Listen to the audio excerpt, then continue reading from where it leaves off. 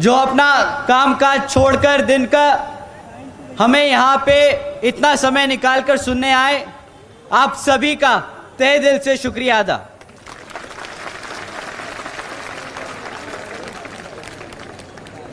एक बार जोरदार तालियां हमारे सभी बड़े बुजुर्गों के लिए।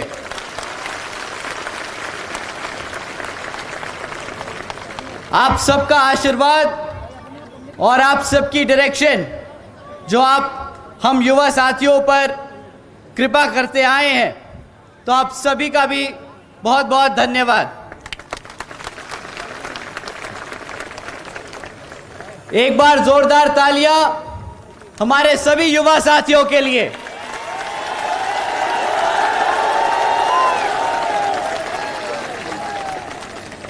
बहुत समय हो गया, काफी समय से हमारे युवा साथी इधर उधर भटक रहे थे, परंतु जब से बहन जी ने 50% युवा साथियों का हक बनाया है पार्टी की हर स्तर की कमेटी में, तब से सारा युवा साथी बसपा में वापस आ गया।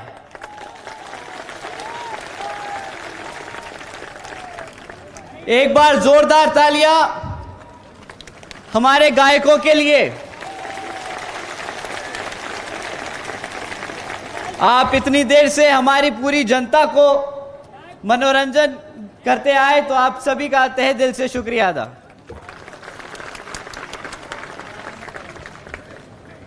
साथियों,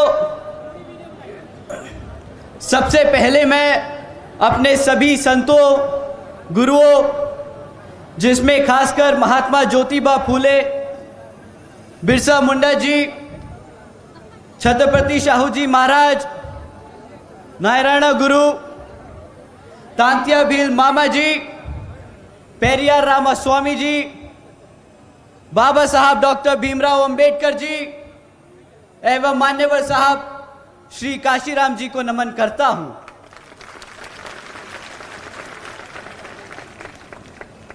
मान्यवर साहब श्री काशीराम जी की एकमात्र उत्तराधिकारी हमारी आदरणीय बहन कुमारी मायावती जी को भी नमन करता हूं।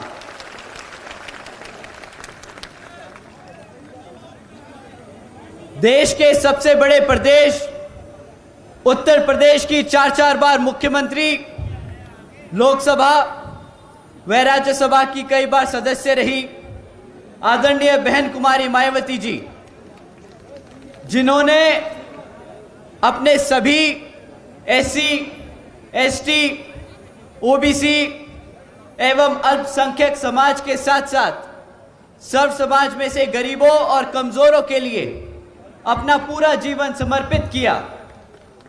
साथियों, मुझे गर्व है कि मुझे ऐसे महान नेता के नेतृत्व में काम करने का मौका मिल रहा है।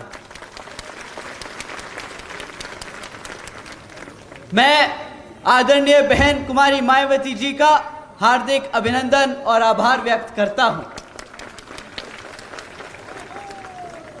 साथ ही साथ आज यहां मंच पर मौजूद हमारे सभी बड़े छोटे पदाधिकारी और सभी कार्यकर्तागण का भी मैं तहे दिल से धन्यवाद करता हूं कि आप सब ने इतनी मेहनत से इस प्रोग्राम को सफल बनाने में अपना पूरा मन, तन और धन लगा दिया। तो आप सभी का भी बहुत बहुत धन्यवाद। साथियों, मैं अपनी बात शुरू करने से पहले बाबा साहब डॉक्टर भीमराव अंबेडकर जी की एक बात बताना चाहूंगा।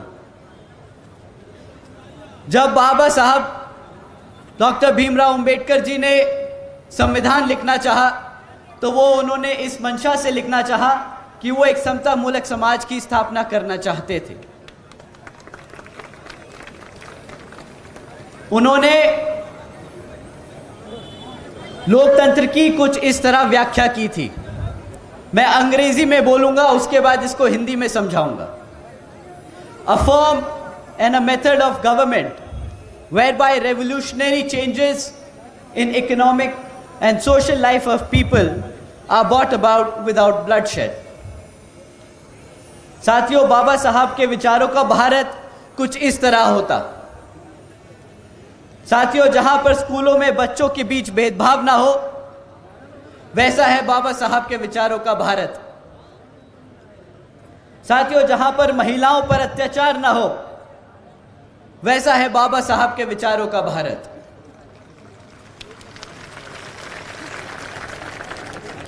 साथियों, जहां हर जाति और हर धर्म को बराबर का सम्मान मिले, ऐसा है बाबा साहब के विचारों का भारत। परंतु दुख तो इस बात का है साथियों कि हमारे एमपी में बीजेपी की सरकार संविधान के हिसाब से नहीं, कुछ लोग, मनुवादी लोग जो इस तरह की सोच रखते हैं, उनके हिसाब से चल रही है। साथियों, आप सब श्रीमती भारती कसडेकर जी के बारे में जानते हैं कि किस तरह उनके परिवार के साथ, उनके परिवार के 5 सदस्यों के साथ यहां पे बेदर्दी से उनके 5 सदस्यों की हत्या कर दी गई थी। साथियों, हैरानी की बात यह नहीं कि उनके परिवार के 5 सदस्यों की हत्या कर दी गई। यहां पर हत्या होना अब आम बात हो गया है। परंतु हैरानी की बात यह है कि जब भारती जी 200 किलोमीटर पैदल चलकर अपनी ही जाति के गवर्नर जी से मिलने आई, मदद मांगने आई, तो गवर्नर साहब ने उनसे मिलने से ही इनकार कर दिया। साथियों, इस मनुवादी सोच रखने वाली सरकार में लोग ऐसे हैं कि चाहे उनकी जात और धर्म आपसे मिलती हो, परंतु उनकी सोच आज भी उन मनुवादी लोगों की तरह है। साथियों, जिस सरकार में अपने ही समाज के लोग मदद करने से इनकार कर दे, वो सरकार के बारे में आप सब बखूबी जानते हैं। साथियों, आप लोगों ने रामजी लाल अहिरवार के बारे में भी सुना होगा कि किस तरह दो मनुवादी सोच रखने वालों ने उनकी मार मार के पीट पीट कर हत्या कर दी। और किस बात पर उनकी हत्या कर दी? इस बात पर कि उन्होंने उन्हें माचिस देने से इनकार कर दिया। साथियों, यह शासन है इस बीजेपी की सरकार का, जहां पर हमारे समाज बिल्कुल भी सुरक्षित नहीं। अभी 8-10 दिन पहले की बात है, आप सबने सुना होगा कि किस तरह एक 15 साल की बच्ची का बलात्कार कर उसे उज्जैन की सड़कों पर फेंक दिया मरने के लिए। साथियों, ये सिर्फ कुछ घटनाएं हैं उन 16,900 में से, जिनके आज भी परिवार उस दर्द से गुजर रहे हैं जिसका मैं दुख शब्दों में बयान नहीं कर सकता। साथियों, इन कांग्रेस और बीजेपी वालों की अगर मैं दोनों शासनकाल के दिन मिला दूं, तो हमारे समाज के खिलाफ अत्याचारों की घटनाओं के किस्से इनके शासनकाल के दिनों से भी ज्यादा हो जाएंगे। पर साथियों, अब समय आ गया है इन सब को उल्टा जवाब देने का। कमलनाथ जी और शिवराज जी को बताने का कि हम पिछले 5 साल में कुछ भी नहीं भूले हैं, और अब जब आप हमारे बीच में आएंगे तो हम आपको बता बता के याद दिलाएंगे कि किस तरह हमारे 16,000 से ज्यादा परिवारों के साथ जो अत्याचार का हुआ है, उसका बदला हम यहां मध्य प्रदेश की हर एक विधानसभा पर बसपा का परचम लहरा कर लेंगे।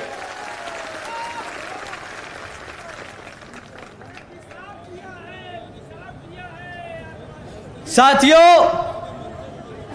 शिवराज जी ने वादा किया था बहुजन समाज को प्रतिनिधित्व देने का। साथियों, शिवराज जी ने वादा किया था हर वर्ष 10 लाख नौकरी देने का। उन्होंने वादा किया था कि हर सरकारी कॉलेजेस में मुफ्त शिक्षा देने का। पर आज यहां आप सबके बीच में खड़े होकर मैं पूछता हूं, इनमें से कितने वादे पूरे हुए?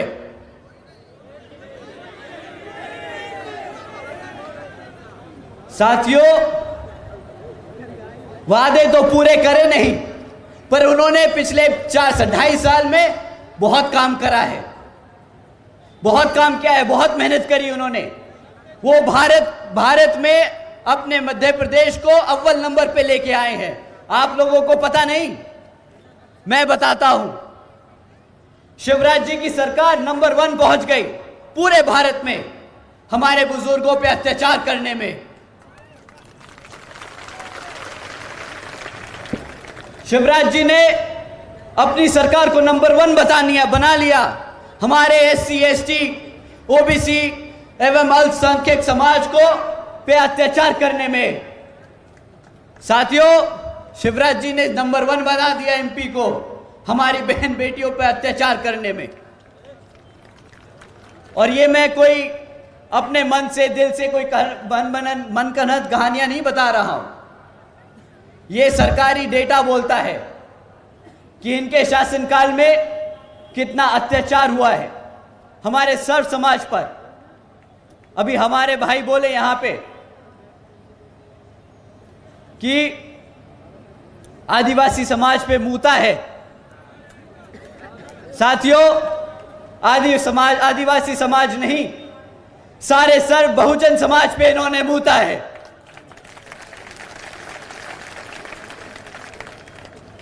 इसका जवाब अब आपको देना होगा।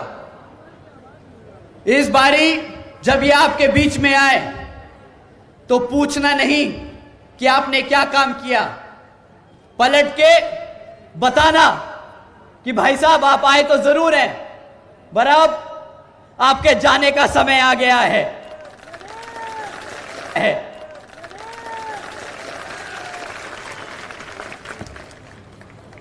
साथियों, इन्हीं मामलों पे जब जनता ने इनके गृह मंत्री से सवाल किया कि भाई आपके प्रदेश में इतना क्राइम क्यों बढ़ा रहा है, तो उनके गृह मंत्री पलट के जवाब देते हैं कि भाई हमारी पुलिस 24 घंटे काम कर रही है, इसलिए वो सारा क्राइम रिकॉर्ड कर रही है।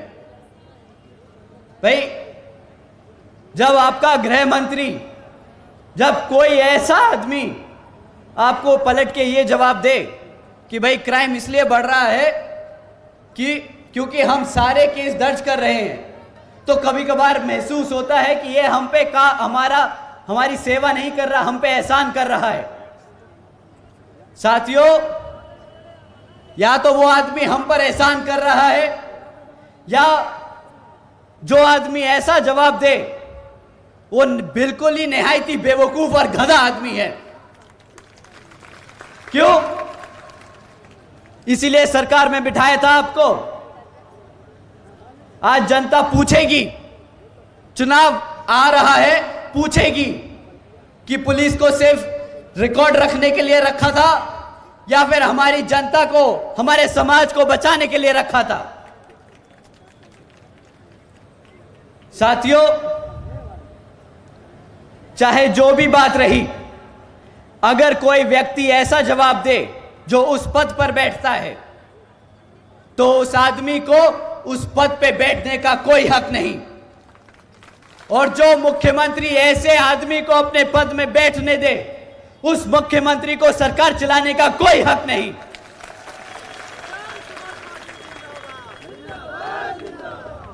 तो साथियों, आज इन्हीं हरकतों की वजह से बीजेपी को अपने केंद्र मंत्री चुनाव में उतारने पड़ रहे हैं। पर शायद वो भूल गए हैं कि बसपा ने यहां पर 2 बारी मुख्यमंत्री को हराकर वापस भेजा है, तो ये केंद्र मंत्री आपके सामने क्या कर पाएंगे। साथियों, अगर बीजेपी अपने 2.5 साल में इतनी तरक्की कर पाई है तो कांग्रेस कुछ कम नहीं।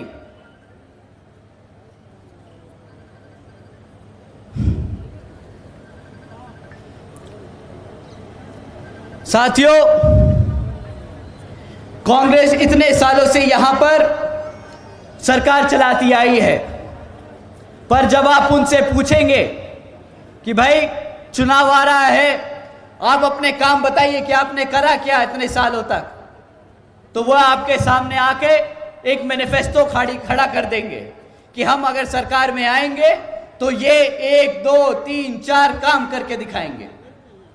साथियों, जो पार्टी सत्ता में रह चुकी हो वो आगे आने वाले 5 सालों के लिए काम ना बताए कि क्या करके दिखाएगी, बल्कि आपके आके बीच में बताए कि इतने सालों तक जब आपको सत्ता में आसीन रखा तो आपने हमारे समाज के लिए क्या किया। और हाँ साथियों, जब आप उनसे ये पूछेंगे कि भाई जितने सालों से जब आप राज कर रहे थे तो हमारे समाज के लिए क्या किया, चुप्पी साध जाएंगे, घबरा जाएंगे, पसीना छूटेगा, क्योंकि हकीकत तो यह है साथियों कि उन्होंने भी इतने सालों तक आप ही का वोट लिया और आप ही पे राज किया, परंतु आज